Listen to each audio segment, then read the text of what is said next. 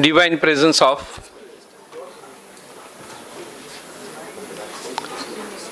Param Pujya Hari Prasad Swamiji, Param Pujya Prem Swarup Swamiji, our mentor and our guide, Param Pujya Tyag Vallabh Swamiji,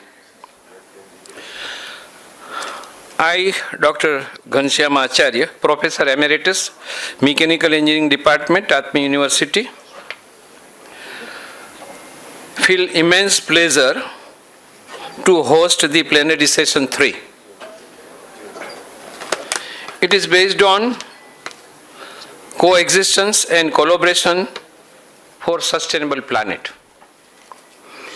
I would like to welcome all dignitaries on the dais and all my thoughtful thinkers and participants.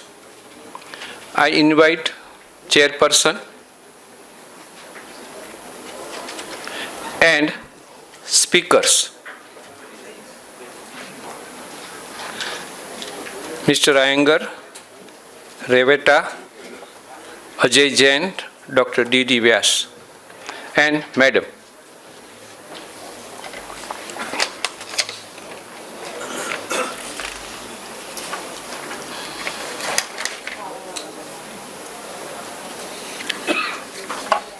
Dr. Radha Sharma.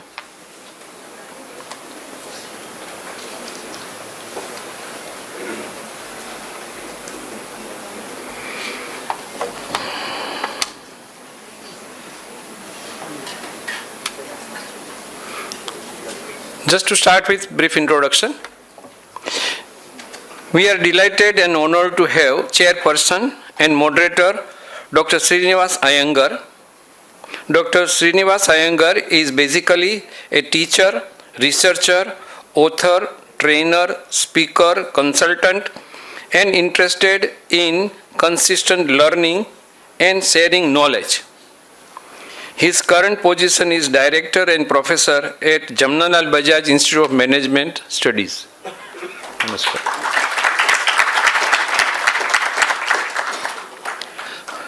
Dr. Ivan Ureta is a keynote speaker, Session 3, and have affiliation with University of Applied Science and Arts, Southern Switzerland. He is Head of Executive Education. His collaboration with Franklin University, Seoul Business School. His vital role is in promoting business ethics.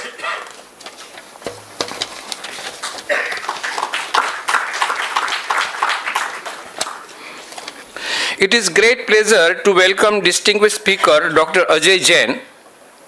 Dr. Ajay Jain journey from IIT Delhi, mechanical engineering graduate to seasoned professional in the field of oil and gas industries. His significant contribution has been recognized with an honorary PhD degree from Atmiya University. He is pioneer in human value education based on coexistential philosophy. He is presently affiliated with Divyapat Sansthan as a resource person in the field of Jivan Vidya. Next, it is my great pleasure to welcome next distinguished speaker, Dr. Divyang Vyas, Registrar Atmiya University. He has rich academic and administrative experience of more than 21 years, handling different roles and responsibility as a professor, principal academics, head of the department, center head for skill development activities, etc. Previously, he was with Atmiya University. He has served at VVP Engineering College, Rajkot, Dharamsી Desai Institute of Technology, Nadiyad, Atmiya Institute of Technology and Science, and Darshan Institute of Engineering and Technology. Now, next distinguished speaker, it is my great pleasure to welcome next distinguished speaker, Dr. Radha Sharma. Professor and Dr. Radha Sharma is Dean, Research and Industries Academic Linkages at New Delhi Institute of Management. Prior to this, she was Chairperson of Organizational Behavior, Dean Research and Center of Excellence, and Chair Center of Positive Scholarship for Organizational Sustainability at Management Development Institute, Gurgaon. So, now I request Chairperson to start the business.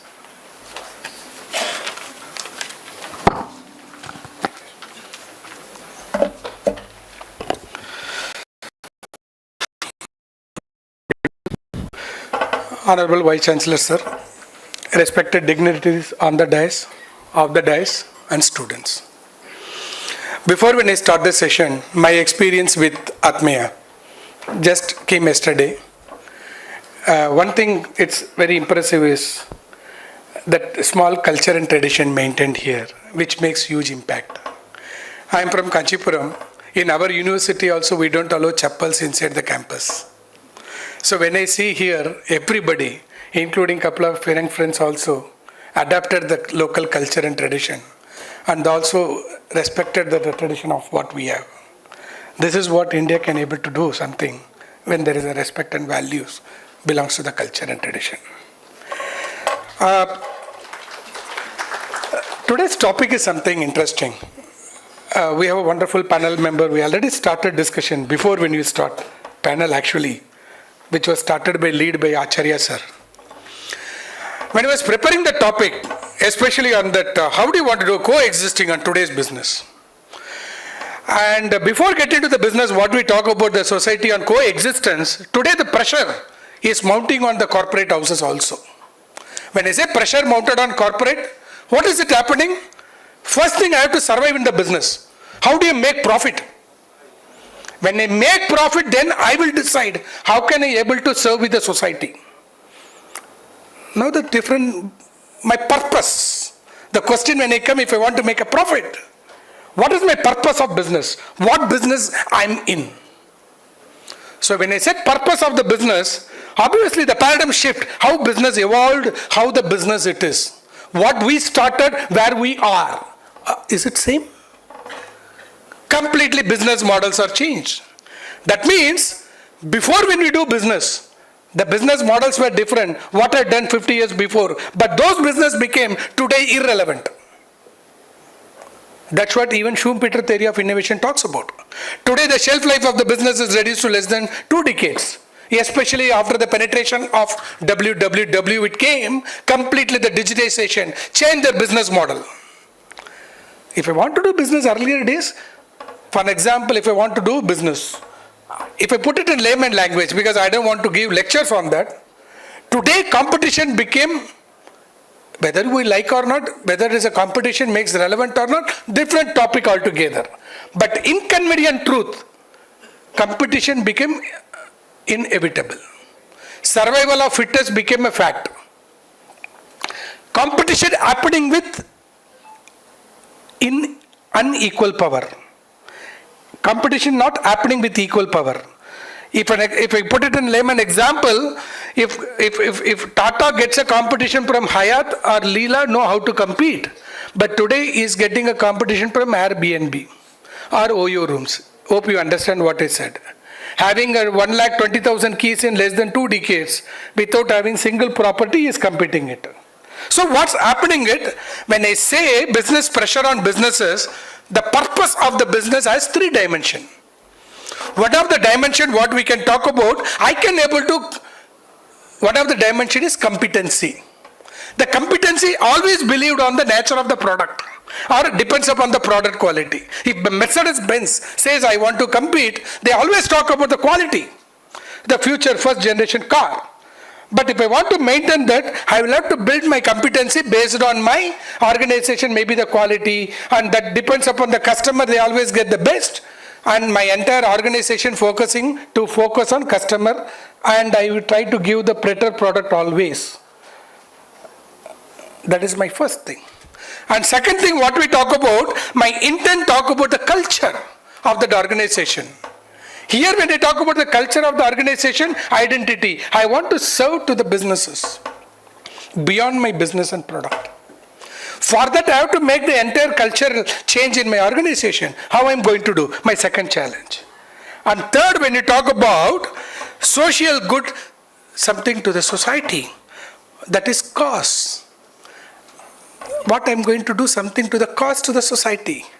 Three are different parameters. Please, first you should understand that business model, how it will work. There are some social and commercial angle in the business. When I say social and commercial, profit first. That's what the purpose of business. I have to make profit, survival. If I don't make profit, I can't do charity. If I want to do charity, now the rule says spend 2%. For that I have to make business. I have to make profit. But that concept of the initial 80s, 90s. But today what we are doing, profit with purpose. That is the second move. I want to make profit, but still I should have the purpose. But sometimes what happens, underachiever.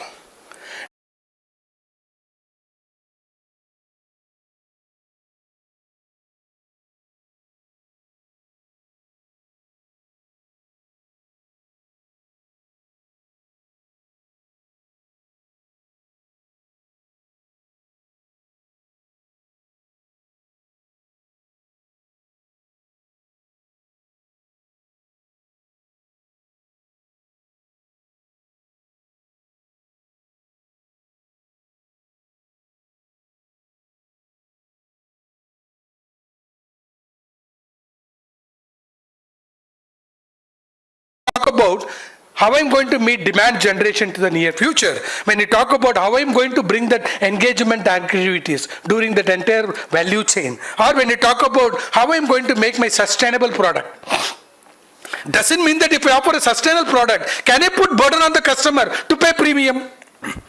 We move to that organization, whenever you ask, everything is handmade. I still remember, yesterday when you have a dinner, VC sir and Chancellor ma'am said, sir, every food is made here. It is not that. But 20 years before it was a jargon. When you made homemade, people say, no, it is come from industry. Today everybody say it is homemade and handmade. We are back to the square root. But when you go to back to the square foot, we have to pay premium price. Every day, today, once upon a time, I'll take one more minute and conclude. Earlier days, we used to stitch. All the apparels supposed to be customized. We moved to ready-made. Now there is no tailor. If you go back to the tailor, he is no more tailor. He is a costume designer. Only thing, he is also doing the nature of the James job. But we have to pay premium. Same thing happening in the business scenario. Everything became modernization. Modernization, when you go to square work, we have to pay premium. Is it a right way to do the business, to pay premium when you become a coexistence in the name of co-creation value of green customer or green product to save the planet? Because I always remember, I could see the tripod here. Tripod, right? You can see the tripod, just show to them. These are all the three pillars of the businesses. People, planet, profit. If there is a one pillar goes out, the tripod may not fit to do work. Today we talk about same thing, cost, competency and capability. Let's try to discuss, wish to hear from the panel member. And thanks for the wonderful opportunity. We raised few questions. Let's try to understand through this conference, if we could able to make an attempt to for the future, what we can going to do that. Let's wish to hear from the panel. Thank you. Ivan.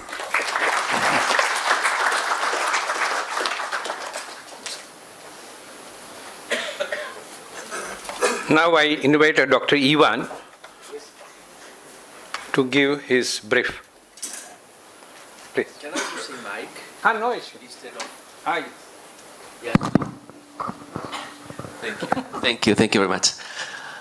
I prefer to use the mic because we are talking about coexistence. I don't want to put an obstacle between you and me. So thank you all. When I was invited to talk about coexistence, I was thinking about, well, this is a very, very interesting topic. It goes back to identity. And we know that identity perhaps is one of the most important elements when we talk about the main problems that we face as persons and as societies in the world. So it's a matter of identity. And the way we interpret our limited identity, because our identity is not whole, I mean, as far as we understand it, is very limited. We have a lot of problems, we have a lot of things to think about, and when I was thinking about how to start this small presentation on coexistence, I started to think about my childhood. And I come from North Spain, in a place which is called Bilbao, and when I was a kid, our region was in a major trouble. So we had our traditional industries, they collapsed. We had up to 30% unemployment rate. Apart from that, we had terrorism.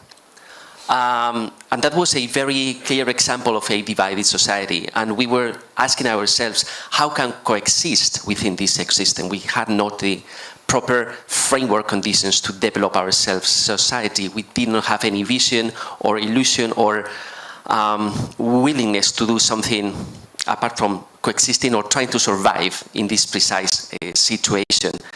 And I remember when I was the kid, my mom was telling me, go to the street, throw the rubbish to the street, and be careful, don't kick any plastic bag because it could be a bomb.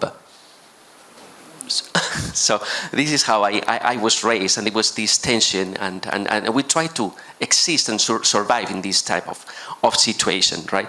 So that is the first glimpse of my understanding of coexistence from a very a human point of view.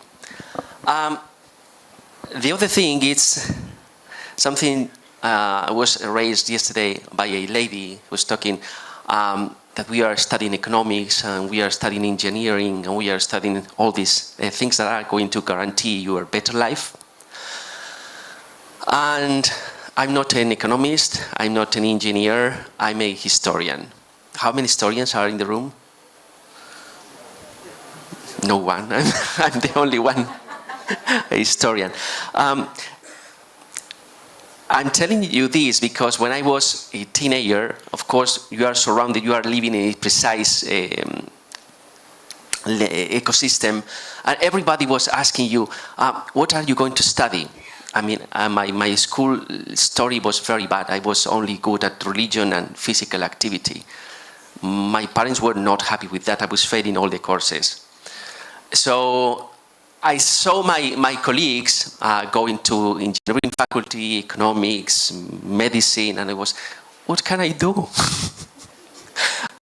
To be accepted in any one of those faculties, what can I do?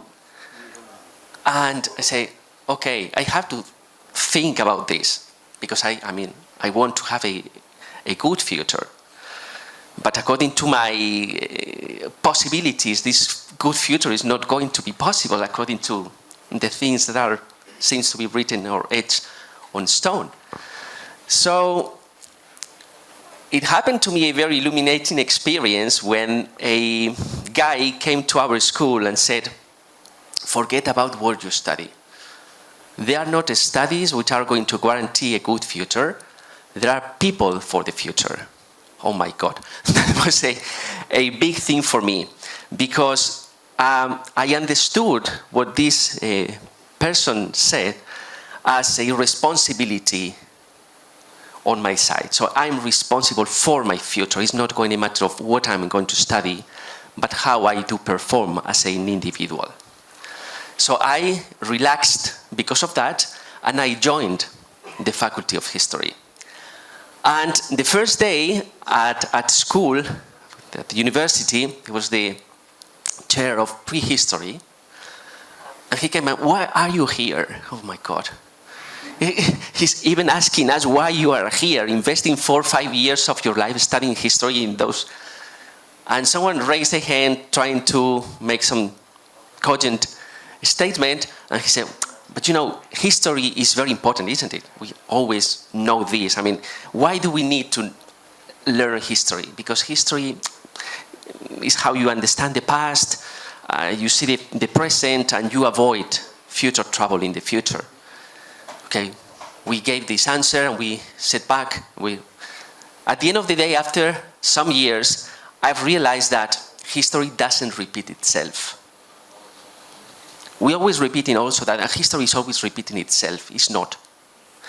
history at the end of the day is the product of human action. It's a product, right? So history doesn't repeat itself. The thing that is repeating itself over and over is the human behavior. So that's the reason why we are regularly falling into very various scenarios, right? So it has to do with these attitudes. And we are witnessing today a very complicated world. When I was traveling from Zurich to India, I was following this, the plane track to see the countries we were crossing. Say, oh my God, we are crossing all the places where there is a conflict. So and that was pretty scary. No? So we are talking about coexistence, and we are in a world where, on the one hand, we are developing and deploying a certain narrative. On the other hand, governments are investing huge amount of money in weaponry to annihilate the humanity. So there is this distortion, which is kind of schizophrenic, between the narrative to build a better, sustainable world, coexistence, but on the other hand, we are doing all possible to destroy it. I remember one episode in Geneva. We were in a small room, 20 person, with the Secretary General of the United Nations. At that time was Tokayev, in the headquarters of Geneva. And there was at the height of the Syrian war, right? And I asked the Secretary General, so can you explain me why the United Nations ran to fix the situation in Libya or in Egypt, but nothing is happening in Syria? And his answer was, the situation is very complicated. From this point of view, I understood that I could expect this kind of reply from a Secretary General, a diplomat. But at the end of the event, there was another colleague coming to me and say, why have you asked such a politically incorrect question?